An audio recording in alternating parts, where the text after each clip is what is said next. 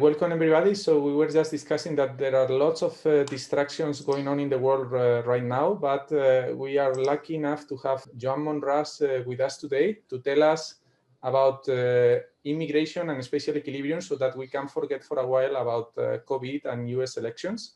So please, I mean, as typical, we don't want to make big introduction of Joan. He has an impressive CV. He got his education from a great place, which is the Columbia PhD, and then moved to Paris, Sciences Po, then to Madrid, CENFI, and now he's at the UPF.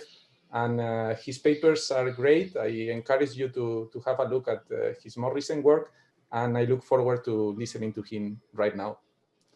Please, Joan, go ahead. Thank you very much, Jesús. Obviously, following your steps in terms of PhD training and location choices in various forms. So let me jump straight into this paper, which happens to talk about location choices. So this is joint work with Christoph Albert, is here in the audience/panelists, and he's on the market this year. So I would strongly suggest to keep a close eye to his overall portfolio, which includes these and other great papers. So let me jump straight in this one in particular. So there's a large literature on immigration, which I'm sure you're all familiar with, that tries to compare high and low immigrant locations, typically cities, in the case of immigration literature, to basically infer what is the causal impact of immigration on potential outcomes of interest. And these outcomes are typically, or the most well-studied type of outcomes has been labor market effects. And in this particular literature, there's been a relatively high effort, or I would say high discussion, in trying to deal with the potentially endogenous location choice of those immigrant workers. Now, in some sense, what we claim in this paper is that we know relatively little about how immigrants decide where to live, apart from two outstanding theories that we all know relatively well. The first one is the source of these endogeneity concerns. Immigrants tend to move to locations in high demand for labor. And so we have quite some evidence suggesting that this is the case. The second theory, which has been the basis for one of the most widely used IV strategies certainly in the immigration literature, but I would claim also in labor literature more generally, is that immigrants tend to settle where previous immigrants located, in what is sometimes referred as the immigration networks, or the immigration networks instrument. Now, what do we do in this paper? We start from, I would say, a very simple observation, which is that an important part of immigrant consumption takes place actually at origin, in the country of origin. What do we mean by this? We mean essentially have in mind three different things. The first one, remittances. They represent more than 10% of income, according to some estimates. This number is probably larger for the US. We also mean return migration. Many immigrants save in the country of destination, thinking that at some point they will eventually return back to their country of origin and use these savings in their country of origin. It may also mean time allocation. I've been an immigrant myself. I've spent considerable amounts of time in my country of origin. So that also is a consumption that is taking place in the country of origin. So what do we do in this paper? We build on this observation to think about the incentives that govern immigrant location choices. And in particular, the idea that we're going to push as much as we can is the following. Relative to natives, immigrants care less about the local price indices. Think about the local cost of living in the location of destination if they consume a fraction of the income that they generate at destination in their countries of origin. What we do in this paper is really study how this insight shapes essentially two things. On the one hand, the spatial distribution of immigrants across locations within a specific country, in this case, the US, but we will also take or try to think about the consequences that this spatial distribution has on the overall economy. So let me be a little bit more explicit about what we think are the different contributions of this paper. So I will divide them in three blocks. The first one is going to be empirical or documenting empirical regularities. These include four that I state here, but in the paper there are a few more, and I hopefully will have some time to also discuss them in the discussion. First is immigrants disproportionately concentrate in expensive cities relative to natives. Second, the gap in wages between immigrants and natives is much larger in these expensive cities. So natives tend to earn relatively more in expensive location than immigrants. And we claim that, we have some time to discuss this as well, that these patterns are not driven by immigrant networks or immigrant native imperfect substitutability. Let me advance that these results hold even within narrowly defined education groups. Third, which is going to be crucial for thinking about the mechanism that is driving these results that I'm about to propose, is that there's an important heterogeneity across different immigrant groups. In particular, we're going to see, or we're going to document, that immigrants tend to concentrate more in expensive locations, and the gap in wages is larger in these expensive locations for immigrants that come from countries of origins whose price index is relatively lower. That's going to be true when we make cross-country comparisons, but also when we use exchange rate fluctuations and relate location and wage gap patterns in the US to the real exchange fluctuations with respect to the country of origin. We will also show, or we also show in the paper, that these patterns attenuate for immigrants who have been for many years in the US and perhaps are less attached to their country of origin. And we also provide a number of different heterogeneity results in the paper that I'm not going to cover today. Fourth point that I will cover today is that immigrants' consumption is different than comparable native households. And by comparable, I mean native households that live in the same locations, have the same income, the same family size, the same education, etc., etc. And in particular, what we document there is that immigrants, relative to similar-looking native households, tend to consume around 20% less locally. Try to remember this 20% less, because it then shows up in the model, among which 10% less on local rents. And we can also document heterogeneity along this consumption line. So that's the first contribution, document all these empirical regularities. What is the second contribution? It's going to be to build a quantitative spatial equilibrium model around this fact.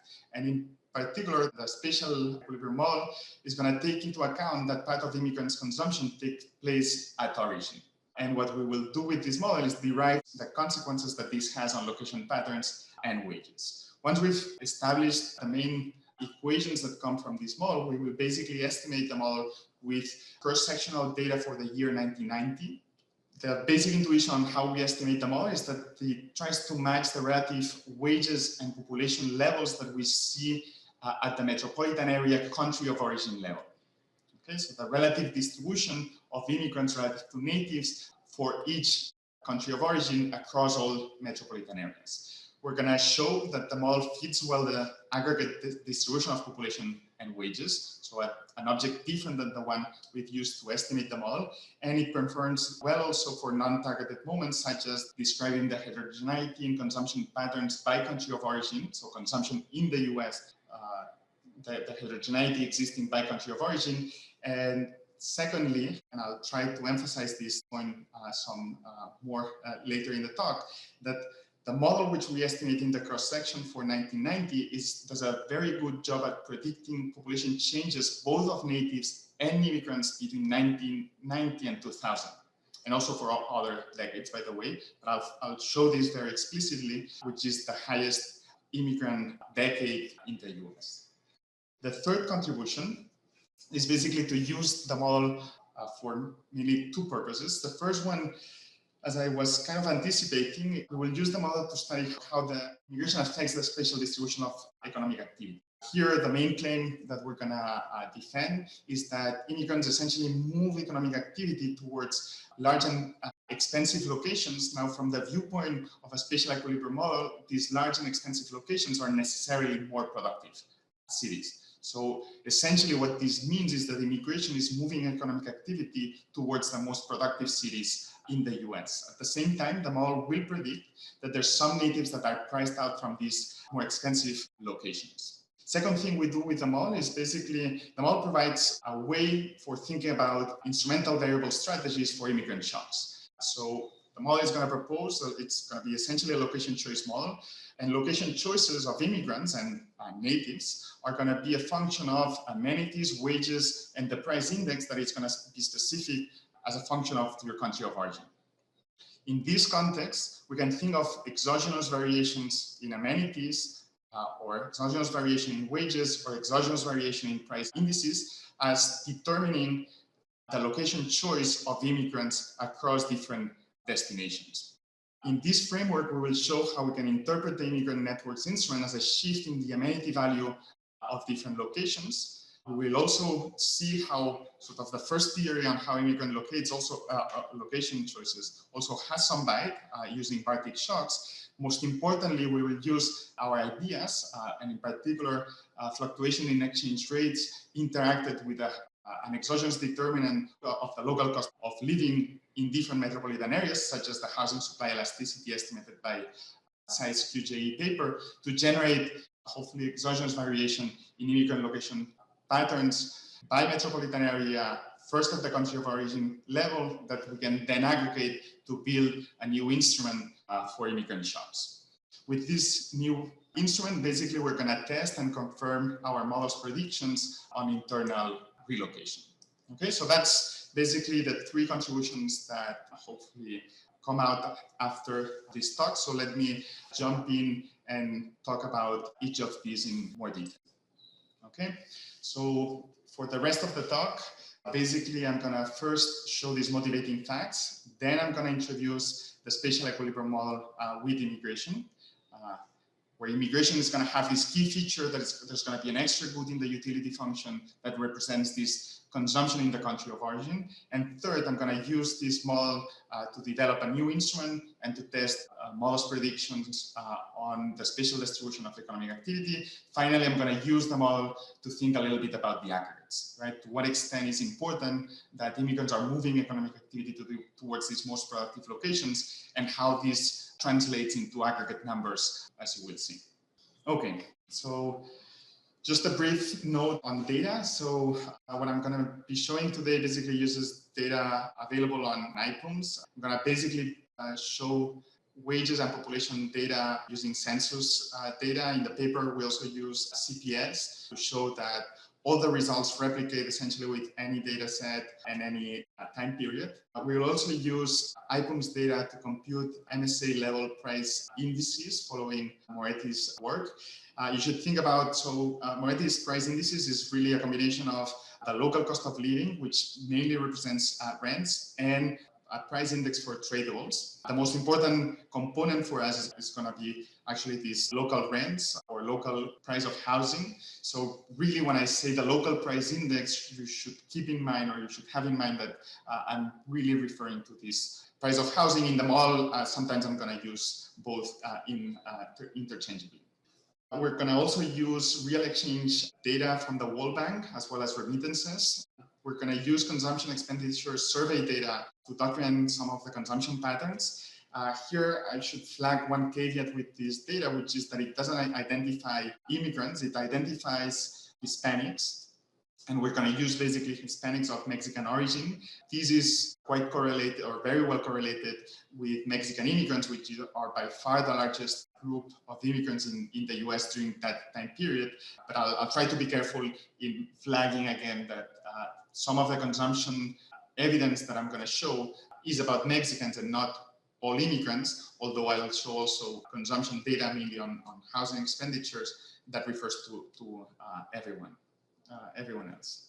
Finally, I'll not show it today, but I'll mention it. We also use Mexican flows data from the Matrícula Consular. This gives us information on the state of origin and state of destination for Mexican immigrants, right? And so we can use variation in the local price index in across states in Mexico, proxied by GDP per capita, and states of destination in the US.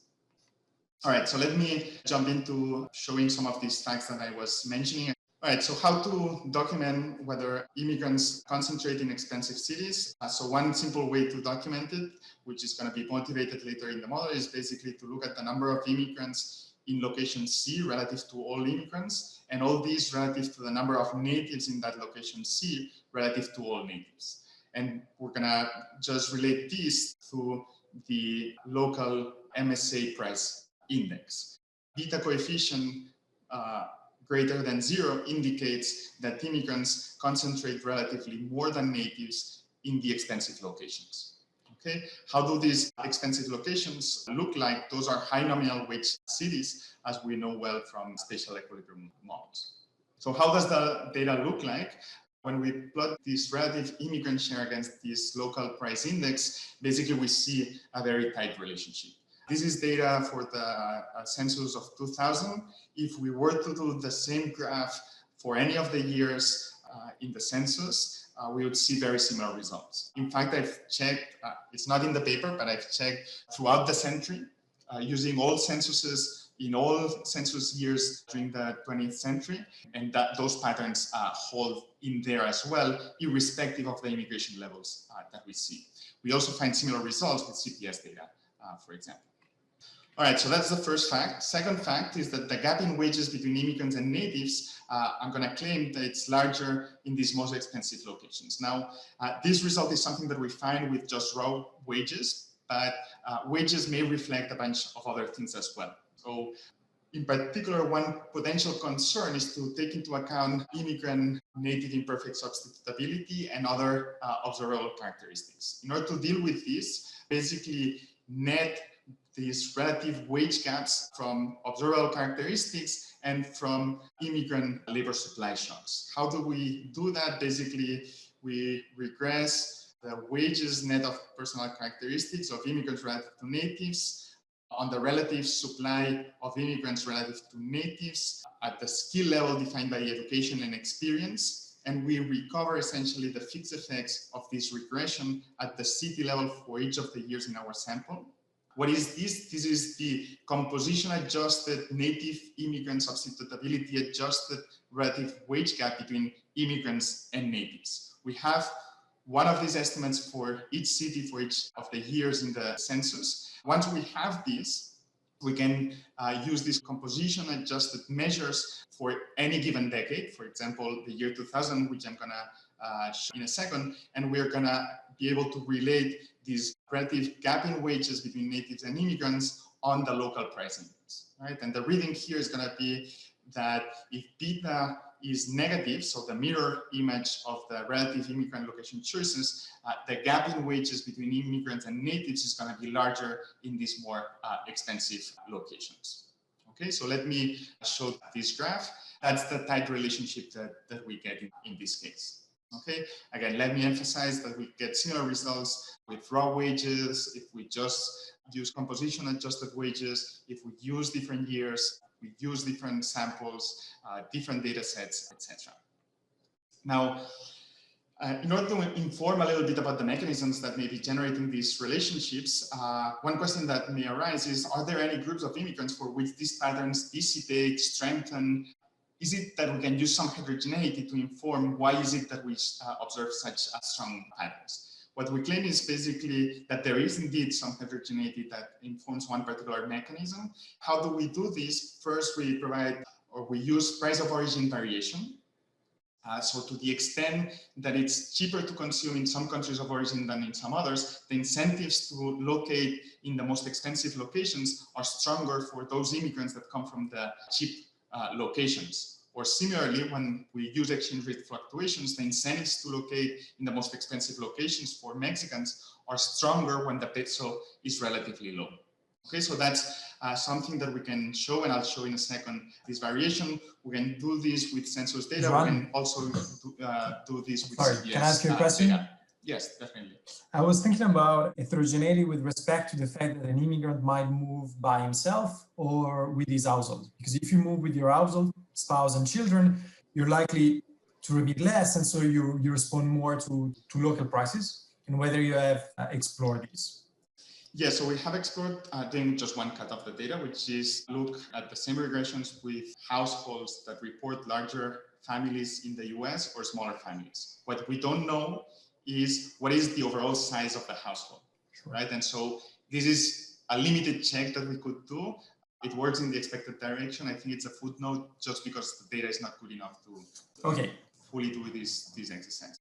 Second source of heterogeneity that we report is what I was mentioning. So Mexicans from lower income Mexican states tend to disproportionately move to high income states in the US. Third, to the extent that immigrants who have been in the US longer care less about their country of origins, what this would suggest is that the relationship should attenuate with years since arrival, and that's indeed the case. In the paper, we also use variation from ERCA basically to show that the relationship attenuates for documented workers. We view this as, to the extent that documented workers are more likely to settle and stay for good in the country of destination, that's indeed what we should show. So let me show now the price of origin variation, just to be a little bit more clear on exactly what we do here. So the same two equations that I was showing before, extended with another interaction, which is the interaction between the real exchange rate between the origin country O and the US, and this interacted with the price index of the location of destination in the US. How do we read the results of these regressions? Basically, if alpha 3 in this equation is negative, it means that immigrants from cheaper countries of origin tend to concentrate more in more expensive locations. Okay, to the extent that we put origin fixed effects, the identifying variation is going to be coming from fluctuation in exchange rate, right? And so not cross-country comparisons, but really comparing when the peso is high to when the peso is low.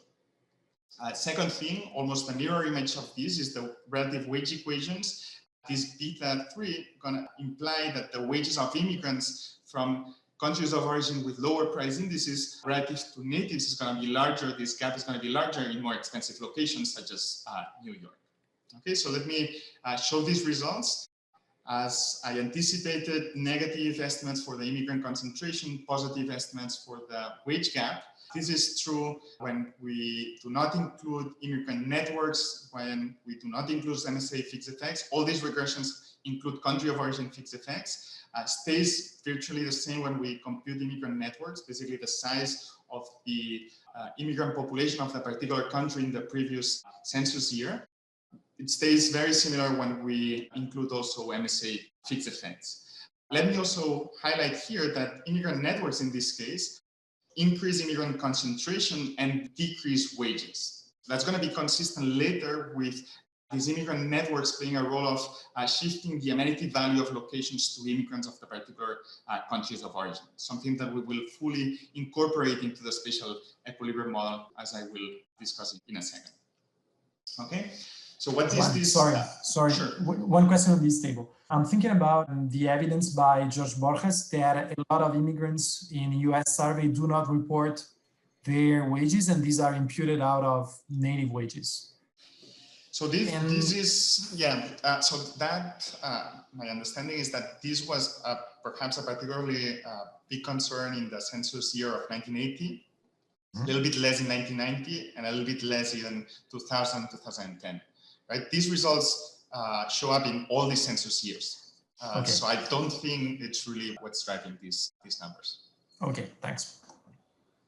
All right, so what is this evidence consistent with? First, immigrants have more incentives to natives to live in these more expensive cities, to the extent that wages, at least in part, reflect the value of living in these locations. They have incentives to accept lower wages than natives in these expensive locations. And third, as I was emphasizing, immigrant networks seem to increase the amenity value of these destinations. Now, one claim that we make in this paper is that an important driving force in generating these location patterns is that part of what immigrants consume is related to their country of origin.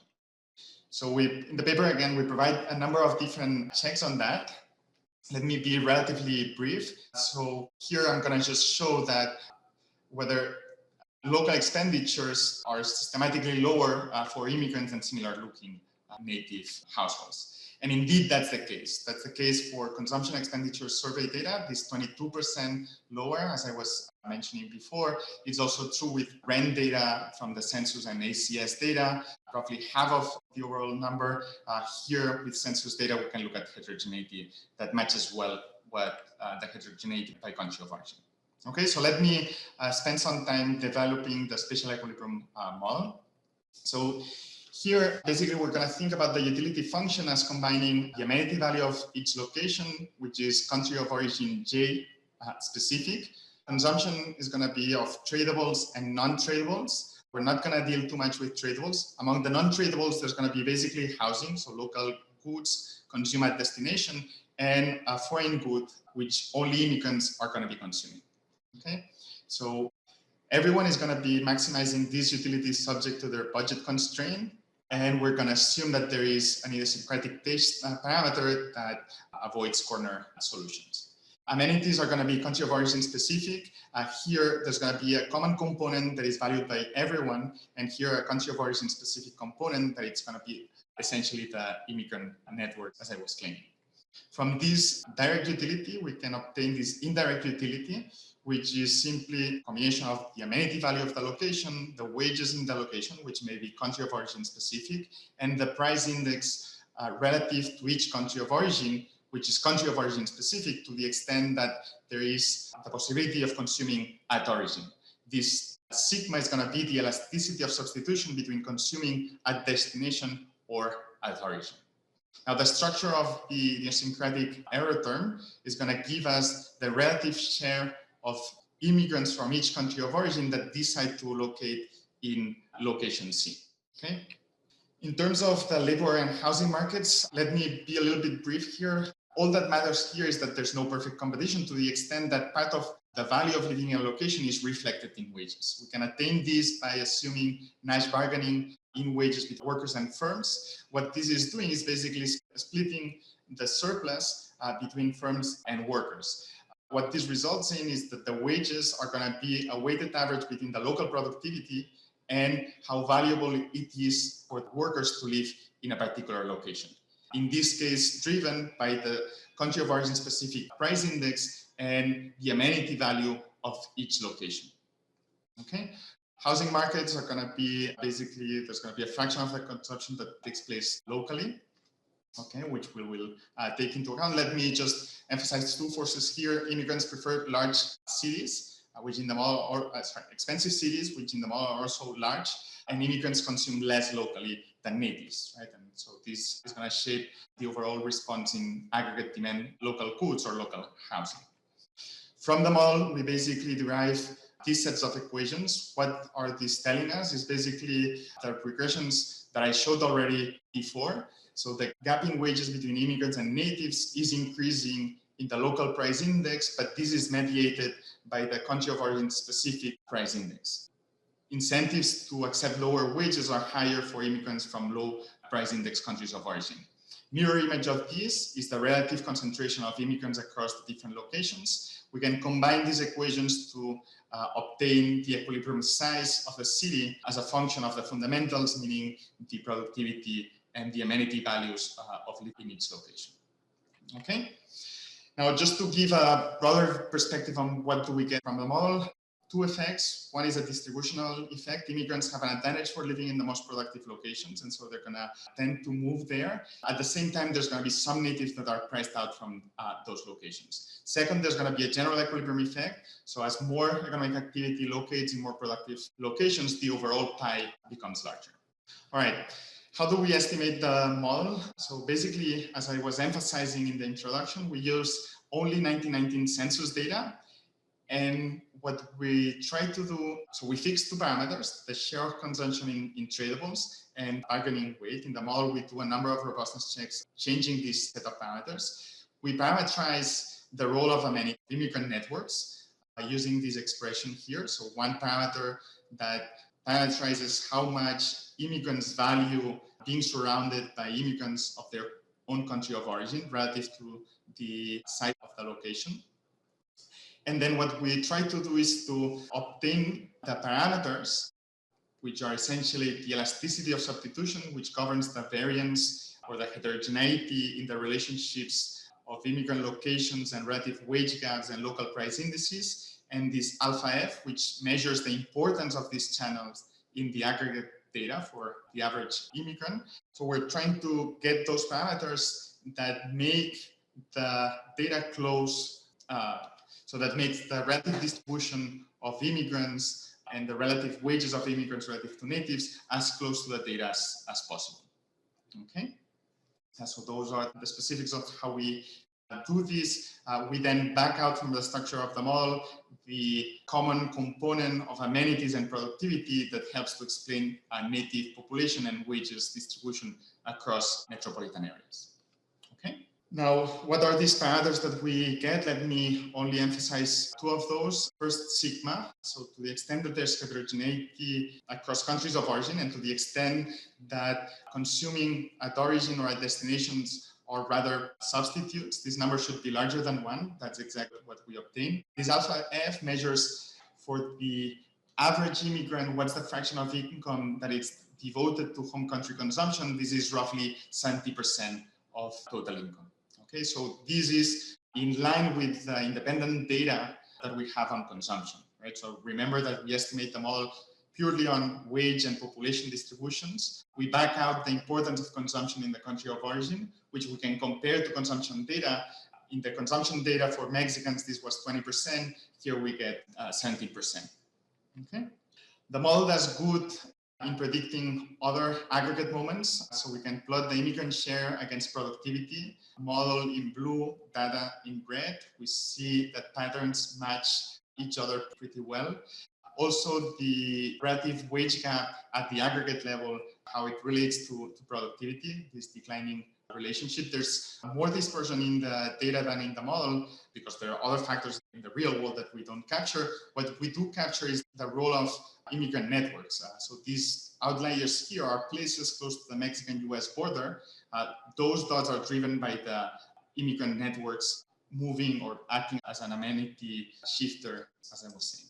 Two non-targeted moments. So we can plot the share of non-tradable expenses predicted by the model against the share of rent expenses that we observe in the data at the country of origin data.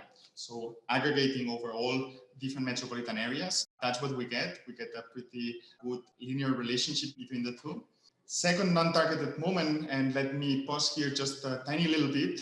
We can use the model to predict the population changes between 1990 and 2000, both in the model, and we can look then in the data. What do we observe in the model? So immigrants should concentrate in the most productive locations. Those tend to be high housing price locations. They also are typically constrained in their housing supply. According to the model, there should be relative increase in native population in less productive locations. These relationships that you can see here. What do we observe in the data? Very similar patterns. Again, more dispersion, but something that was totally untargeted by the model seems to be happening in the data. Again, I repeat myself a little bit, but I want to emphasize this. The model was estimated in using data for 1990 exclusively, and it does a good job at predicting changes between 1990 and 2000. Okay, so in the last long 5 minutes that I have remaining, let me use what we learned from this model to think about a new instrument and to think, if I have time, about native relocation and productivity. Okay, so now we know a little bit more about, or hopefully how to think about immigrant location choices. The claim is that they're driven by essentially 3 elements. First is this amenity shifter, which we've identified as the networks in the location. Second, the wages that people receive in each location, which we can think of as Bartik shocks that shift around the relative demand for labor. Those are the 2 standard theories on immigrant location choices. The third theory that we propose in this paper is this shift or things that shift the relative price index for each country of origin in each of the potential destinations within the US. Okay, so what are we going to do to generate variation here? We're going to combine exchange rate fluctuation between the origin and the US, combined with the housing supply elasticity estimated by Side's QJE paper. Okay, to be a little bit more explicit, so what is it that we're going to do? So the immigrant networks IV can be thought as trying to predict the immigrants in each location from each country of origin in a given time period, basically by assigning the distribution of immigrants from that country of origin into each of the different locations within the US in the preceding or initial time period, and then assigning the aggregate flows of immigrants from that country of origin according to this distribution. In contrast to that, what do? We first use the structure of the model on the relative location of immigrants from each country of origin and how this is shaped by the interaction between the real exchange rate between origin and the US, which is hopefully uncorrelated with local conditions, and an exogenous determinant of local price indices like the housing supply elasticity. To predict this relative distribution, then we take these estimates we use the predicted values from this first step, and we renormalize to make it comparable to the immigrant networks by the distribution of natives, not immigrants, in the preceding decade. Okay? And that's how we assign the actual flows of immigrants that we observe for each country of origin in each of the decades in our sample. So that predicts the immigrants by country of origin. We can aggregate over countries of origin. That's going to give us a predicted immigrant inflow in each location in each time period. We can normalize this as is standard in the literature by the relative size of each local labor market using the native population in the preceding decade, giving us this first stage regression, which is can either of the two instruments predict what I'm going to call the immigrant shock, which is the change in immigrant population divided by the initial size of each local labor market. What do we get? Basically, the three theories, when used alone, are a good predictor of immigrant shocks. Okay, that's true for Baltic shocks, that's true for networks IV, that's true for our new proposed instrument. Now, when we split metropolitan areas either by housing supply elasticity, so those are the highly constrained metropolitan areas, think about New York, LA, etc. Those are the medium, those are the non-constrained. What we see is our instrument does a great job in these more constrained metropolitan areas, remains relevant all across the distribution of metropolitan areas. The networks instrument, on the other hand, does a good job, particularly in these less constrained housing constrained metropolitan areas. Think about metropolitan areas close to the US-Mexican border. If we look at heterogeneity by productivity, the same is true. Okay, if we put the three together, then ours remains highly significant. Okay, so that's the new instrument that we can use. How are we going to use, or why are we, in what type of regressions we're going to use this instrument for? Basically to look at native relocation. So the model has a specific claim, which is that immigrant shock should price out some natives from the most expensive locations that should move into less expensive locations. That's the results that we obtain with this regression. The good thing about being able to use more than just one instrument is that we can test for the validity of the instruments. In the paper, we also show that these results are not driven by pre-trends. We do a number of robustness checks around this kind. Okay, so let me, so I think I'm almost running out of time. So what does the model emphasize? Two forces: immigrants disproportionately locate in expensive productive locations. Some natives are priced out from these locations. So which one of these two forces dominates? That's something that we can answer with the model, basically with two counterfactuals. One is throwing into the model immigration that looks like immigrants in terms of preferences. Second, throwing into the model immigration with the heterogeneity in preferences that we've described.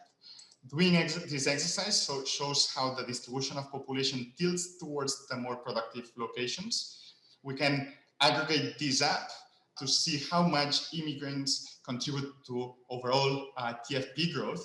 Let me first say that with a scarce fixed factor, land in this case, more population necessarily leads to a decrease in TFP per capita. So that's the overall number that you would get if you don't treat immigrants as they behave, as we've seen. We can add to this behavior only the networks, so that even concentrates more population into metropolitan areas similar to those close to the Mexican-US border. If we add the channel that we are emphasizing in this paper, we get this number. We claim that the contribution of immigrants to TFP growth is the difference between these two numbers, so this 0.38% over the decade of the 90s.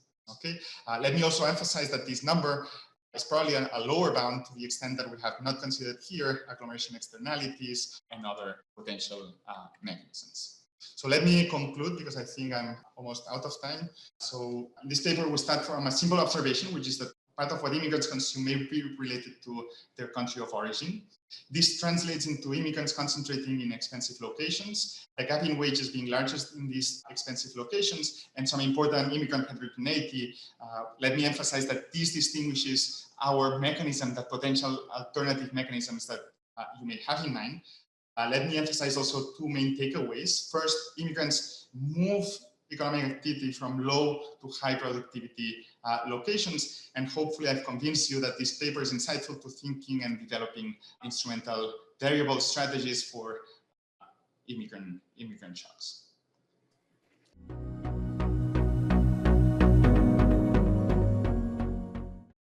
Okay, Joan, thanks a lot. This is a great timing and a great presentation. And I know there are lots of questions. Some of them I may have hold off for too late, but maybe we can come back to some aspects of at the early points of your presentation. So first, I would like to, I think she would be ready to talk now. Delia Furtado, do you want to ask your question now? Yes. So I was thinking about demand for services like housekeeping or nannies. This demand should be higher in these very expensive, very productive cities. And could this explain the empirical regularities that you find?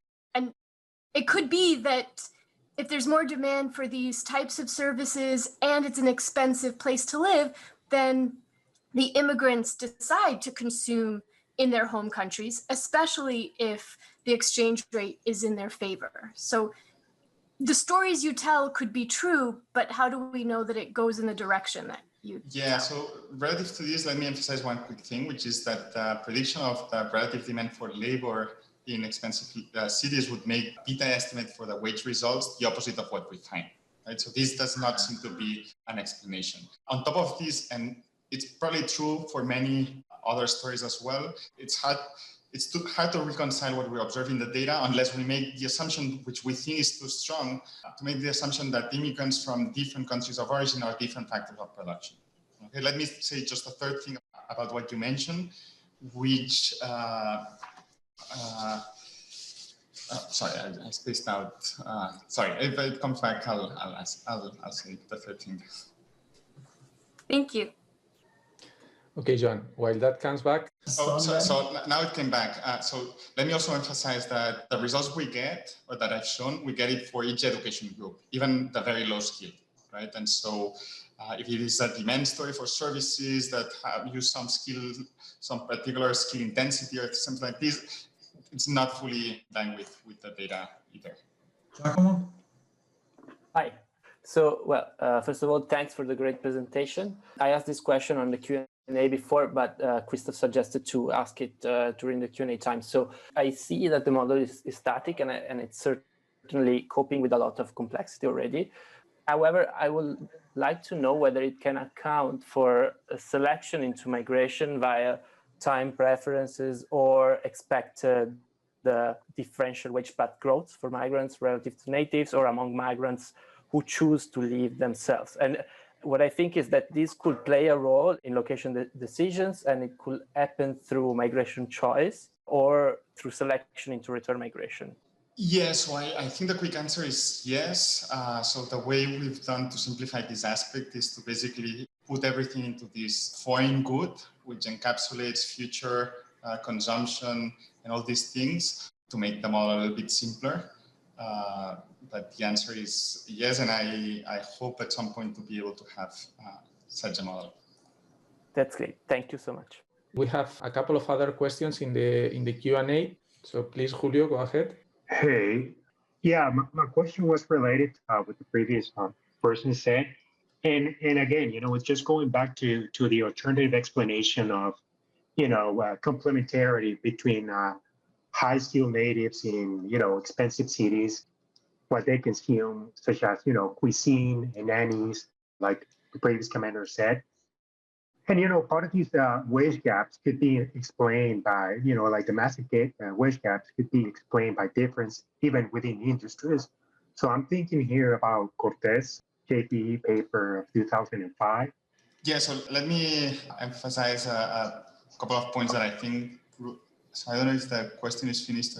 Let me emphasize a couple of things that I think rule out this story, which is that all these wage results that I've shown, first, they control for observable characteristics, but second, we've also run them at the education level, so education group by education group, and they remain very similar even within all these education groups, right? So if there was something that is systematically related to sorting by education, things like this, I don't think that that's driving the results. So these wage equations also control for occupation, or if we tried industry fixed effects, it really doesn't matter, right? And so to the extent that all these is taken into account with what we do, I think that is not the main explanation. Related question regarding education, because, like immigrants tend to downgrade So in that in that regard, you would see, say immigrants from places with a low price level, with a different educational attainment, but they would all be grouped together in the same occupations. You think that's a possibility? Okay, so I've heard you so a little bit what I think rules out this potential explanation. I mean, and again, all these explanations I think are prevalent in the data. It's just not what explains all the results that we've shown, right? So, for this to be the explanation, it should be the case that the downgrading of, say, the Mexicans that make it into the US and how they locate and the wages that they receive at destination varies as a function of the exchange rate fluctuations, right? So that there is differential skill downgrading as a function of the exchange rate between the US and Mexico, and that these relative patterns hold true for all countries of origin, right? And so that makes me think that that's probably not what's driving these results. This alternative story is not, at least not the driver of all the results that I've shown, nor a unified framework to think about all of them at the same time as we try to do in this paper. Okay, so let's move now to Eli. Please, Eli, go ahead. Yeah, great paper. Thank you so much for the presentation. I have just basically two quick questions. The first one is that there are many papers about the fact that immigrant networks are used for job search for immigrants. So I was wondering how it is dealt with in your model and how it will affect it. And a related question to that point is, so I think as applied economists, we are all super interested into having a new IV. Can you elaborate a little bit more on the relative value and benefit of this new IV relative to the shift chairs or the Bartik instrument, and for example, how the three instruments are correlated empirically? How are they? Can you explain the empirical relevance of this new instrument relative to the existing one, basically? Thank you. Yeah, so on the first point, basically this amenity shifter that I was relating or that I was referring to, it's really a reduced form way of what immigrant networks do, both to amenities and in terms of relative productivity, right? To the extent that productivity is reflected in wages, right? And so what this is suggesting is that the amenity value is greater than the productivity value of this networks instrument. It is not saying that it doesn't exist, this productivity value of immigrant networks. Okay, just that the net effect of the two combined just happens to favor this view of the networks instrument as an amenity shifter. In terms of the empirical relevance, we do so much more in the paper. We've done much more that not all of it is reported in the paper. So let me try to give here what I think the IV is doing. So first thing is, it's a little bit shifting the weight that the IV is putting in different metropolitan areas, right? So in some sense, the network IV is putting weight or relatively disproportionate weight into these, I like to think about it as metropolitan areas close to the Mexican-US border, right? Whereas our IV is putting relatively more weight to more expensive locations. Think about New York, San Francisco, LA, Miami, places like this, okay? Now, obviously, so that's an IV strategy. It doesn't mean that the IV is necessarily valid in each and every case, right? It's gonna be valid to the extent that it's not picking up pre-trends. And here, something that I have not emphasized is particularly important to include census region fixed effects or state fixed effects to kill some of the existing trends that indeed exist in the US data. So either using our IV or the networks instrument without including these broader geography fixed effects or trends, flexible trends, I don't think makes much sense, as has been emphasized elsewhere. Now, again, it boils down to think about the exclusion restriction, right? It's a fair IV in the way we use it in the paper. It passes a number of checks. What it's doing is basically putting weight into these more expensive locations. This is where in the data we see some native relocation, right? And that explains also the difference in the results we obtained for native relocation relative to previous literature. I don't know if that was enough in terms of what the IV is doing, but I'm happy to talk much more about this because it's I think it's very exciting. Yeah, it's enough. I mean, it clearly depends on the exclusion restriction. I agree on the outcomes that you look at. So So it's difficult to answer. I mean, let me emphasize also. General reply is difficult, yes. Yeah, let me also emphasize that the two are correlated. And here I'm a little bit talking about like outside of the paper, right? One view of what the networks instrument is picking up, right, is the fact that the early immigrants perhaps moved into the US also into these expensive locations because they have also this advantage for locating in those places. They build these initial networks and then subsequent waves moved into those locations just for the exact same reason that we are emphasizing here. This is now picked up by the networks instrument, right? But it's perhaps also related to this story.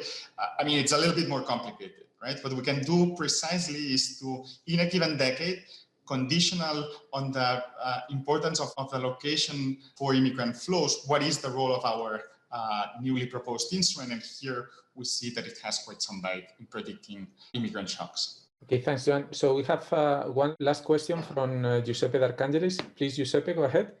Yeah.